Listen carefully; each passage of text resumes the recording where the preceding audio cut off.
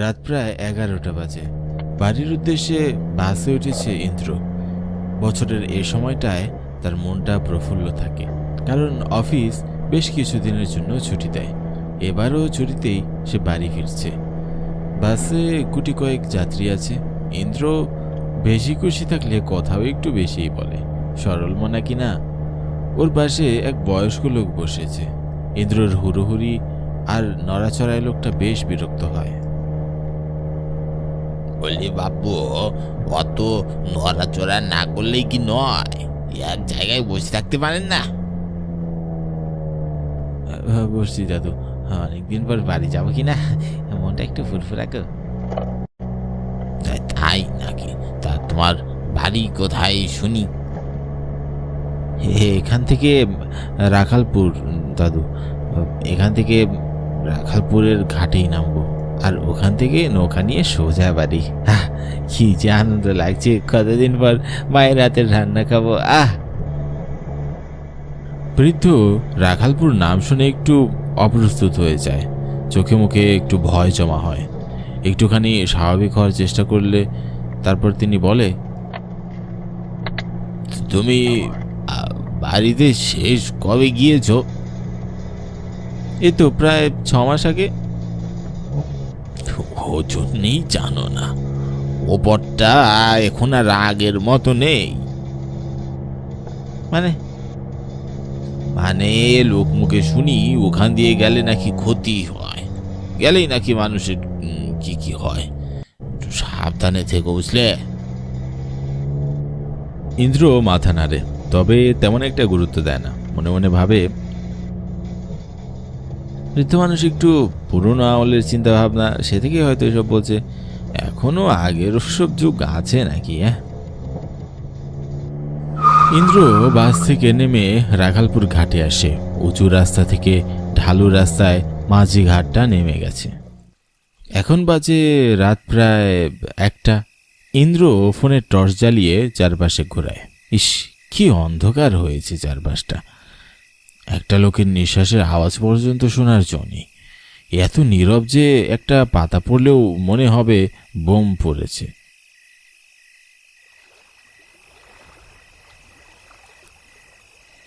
ইন্দ্র বেশি অবাক হয় যখন দেখে খেয়াঘাটে একটাও নৌকা নেই।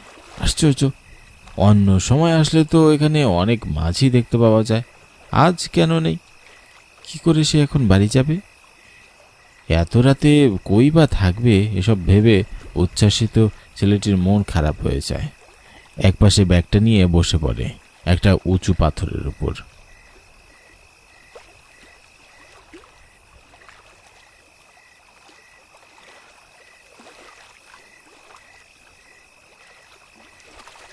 এ সময় হঠাৎ কোথা থেকে একটা নারীর কণ্ঠ ভেসে আসে। আজ্ঞে বাবু, যাবেন? ইন্দ্র চমকে ওঠে, এত রাতে নারীর কণ্ঠ। তারপর সে সামনে তাকায়। একটা মেয়ে নৌকা নিয়ে ঘাটের কিনারে বইটা হাতে দাঁড়িয়ে আছে। আজব তো, একটু আগেও তো মেয়েটি ছিল না, এখন কোথা থেকে এলো?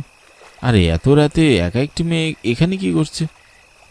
ইন্দ্র থতমত খেয়ে জিজ্ঞাসা করে, আপনি নিয়ে যাবেন? মানে আমি বুঝতে চাইছি, আপনি মাঝি, নৌকা চালাবেন? হ্যাঁ, আমি নিয়ে যাব। আমি মাঝি। কেন, ভয় পাচ্ছেন আমাকে? না, ঠিক অবাক হচ্ছি, খেয়াঘাটে মেয়েরাও তাহলে এত রাত করে? এই যুগে সবই সম্ভব। পেটের পীড়ার জন্য সবই করতে হয় বাবু। এখন আবার রাত বিরাতে আর ছেলে মেয়ের বেলায় আছে নাকি? উঠে পড়ুন, দেখে নিন, উঠুন। তা অবশ্য, শহরে ছেলে মেয়ে বলতে কিছুই নেই, সব সমান। ইন্দ্রর এমনিতেই ডর ভয় কম, তাই সে বেশি না ভেবে চট করে নৌকায় উঠে পড়ে। মেয়েটা বৈঠা বাইতে শুরু করে।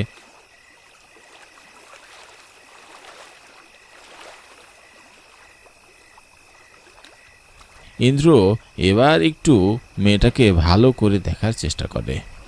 মেয়েটার পরনের 2 খণ্ড পোশাক, যাকে পানসি পিরহান বলে, গলায় হাসুলি মালা, কানে দুল, নাকে নথ বা মাকড়ি, সিঁথিতে সিথাপাতি, হাতে বালা, কোমরে বিছা, হাতের আঙ্গুলে আঙ্গুরি, আর খোপায় ফুল বাঁধা।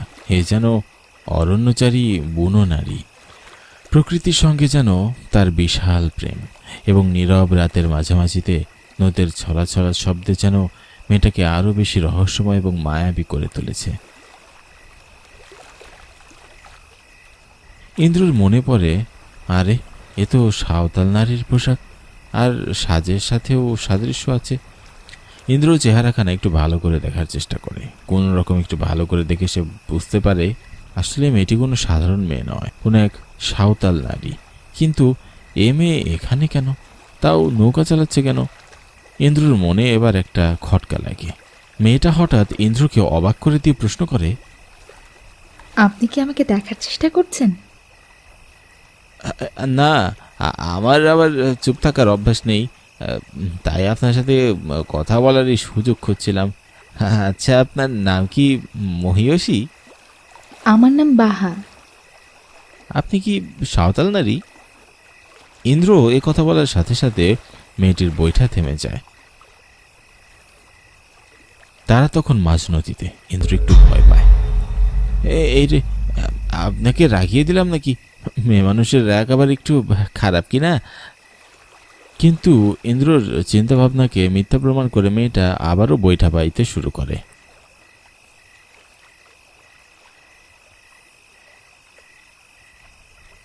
তুমি কি করে বুঝলে?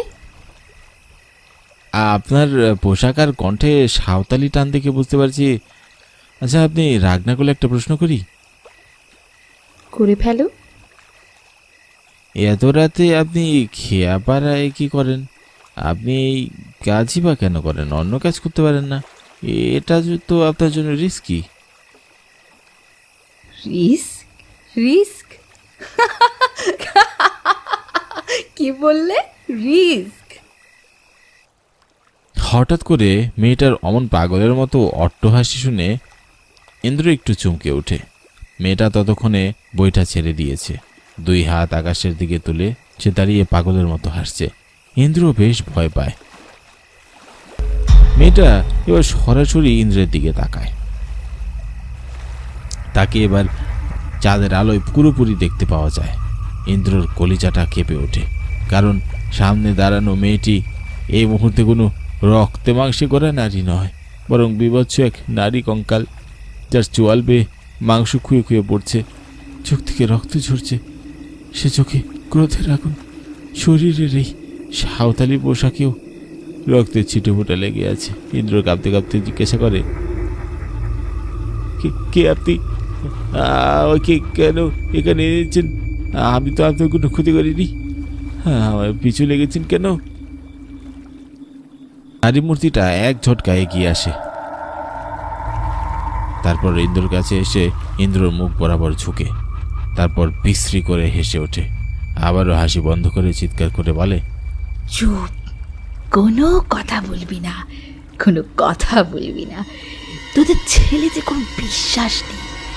আজ আমার মতো এক বাহা, এরপর আরেক বাহা। তোরা কতজনকে এইভাবে খুন করেছিস কে জানে? মানে এইসব কি বলছে? না, তুই কিছুই বুঝতে পারছি না।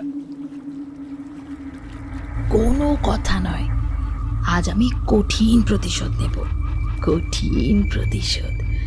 এক সাঁওতাল নারীর প্রতিশোধ কতটা ভয়াবহ হয় আজ এই নীরব নদী, আকাশ, পাখি সব দেখবে। সবাই সাক্ষী হবে এই ভয়ানক রাতের। ইন্দ্র আর কিছু বলতে যাবে, মেয়েটি এগিয়ে আসে। তারপর ইন্দ্রর গালে একটা আঁচড় মারে। ইন্দ্রর গাল বেয়ে রক্ত ঝরতে শুরু করে। ইন্দ্র বুঝতে পারে এটা কোনো অশরীরী, কিন্তু তার পিছু লেগেছে কেন সে সেটা বুঝতে পারে না। চোখ বুজে কাঁদো কাঁদো কণ্ঠে হাত জোর করে বলে, দিদি, ও দিদি, আমার কথা একবার শুনুন। আমি তো আপনার কোনো ক্ষতিই করিনি। আমি আপনার দাদার মতো দিদি, দাদার মতো, প্লিজ দিদি। মেয়েটার রাগ কমতে থাকে। ধীরে ধীরে মেয়েটা শান্ত হয়। ইন্দ্রকে ছেড়ে নৌকায় বসে পড়ে। তারপর হু হু করে হাঁটু গেড়ে মুখ লুকিয়ে সে কাঁদতে থাকে। দিদি, আমাকে বলো, আমি তোমায় সাহায্য করব। মেয়েটা নৌকার পাটাতনের নিচটা দেখিয়ে দেয়। এইটা খোলো। ইন্দ্র পাটাতনটা খুলতেই চমকে ওঠে। সেখানেই মেয়েটার লাশ পড়ে আছে, তবে কঙ্কালসার হয়ে আছে, চামড়াটাও ঝুলে পড়েছে। এতক্ষণ গন্ধ না পেলেও এবার পুরো আকাশ ভারী করে ফেলেছে।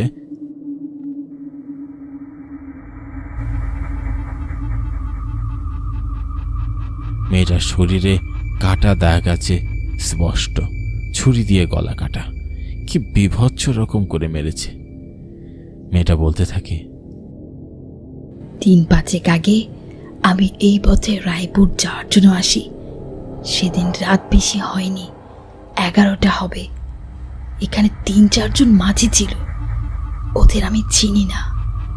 নাম যতটা মনে আছে, হারান, আদি, অজয়। আমি একজনের নৌকায় উঠি, কিন্তু আশ্চর্য, ওরা বাকি 2 মাঝিও সেই একই নৌকায় উঠে পড়ে। আমার একটু ভয় ভয় করে। ওদের মধ্যে কেমন যেন চোখাচোখি কানাঘুষি চলছিল। ব্যাপারটা আমার আর ভালো লাগলো না। আমি নেমে যেতে চাইলাম, কিন্তু ওরা আর আমাকে নামতে দিল না। ওরা একজন নৌকা চালিয়ে দূরে নিয়ে গেল, আর বাকি 2 জন। এই বলে মেয়েটা আবারও কান্না করতে শুরু করে। মায়া ভরা কণ্ঠে জিজ্ঞাসা করে, তারপর? ওরা আমাকে জোর করে ধর্ষণ করলো, আর এরপর এখানেই খুন করে এই নৌকার নিচে রেখে দিল। সেই থেকে সকলে জানে আমি আর নেই। এরপর এই পথে যতজন আসে, আমি তাদেরকে আমার কথা জানানোর চেষ্টা করি, কিন্তু কেউ কখনো সাহস করে আমার নৌকায় ওঠে না। সবাই ভয় পেয়ে চলে যায়।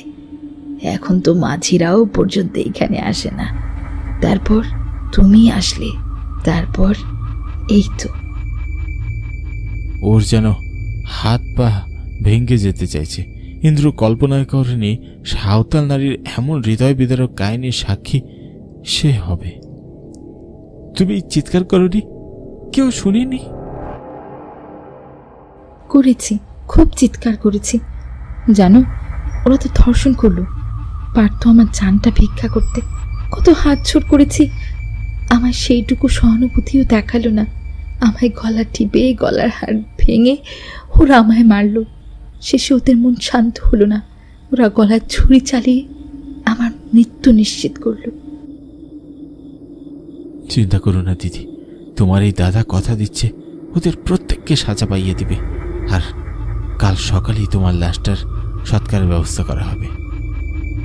তুমি বিপদে পড়বে না তো দাদা? আর আমাকে ক্ষমা করো।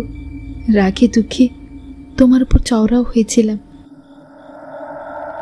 দাদা ডেকেছে যে, আবার ক্ষমা কিসের? ওসব থাক, আমার জন্য চিন্তা করো না, কোনো বিপদ হবে না দিদি। রাখে হরি মারে কে, সত্যের যে ঠেকায় কে। বাহারের চোখ থেকে হয়তো পানি পড়ছে, কিন্তু মেয়েটা ভালো করে কাঁপতেও পারছে না, অশরীরী যে। তবে তার চোখে আশার আলো ঝিকমিক করছে, বিচার পাবার আশা।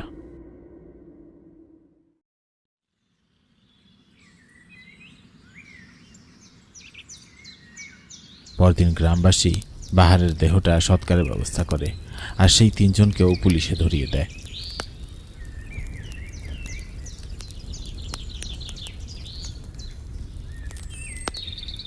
ইন্দ্র সৎকার করে বাড়ি ফিরছিল। দূর থেকে তার কানে আসে, তোমায় অনেক ধন্যবাদ দাদা।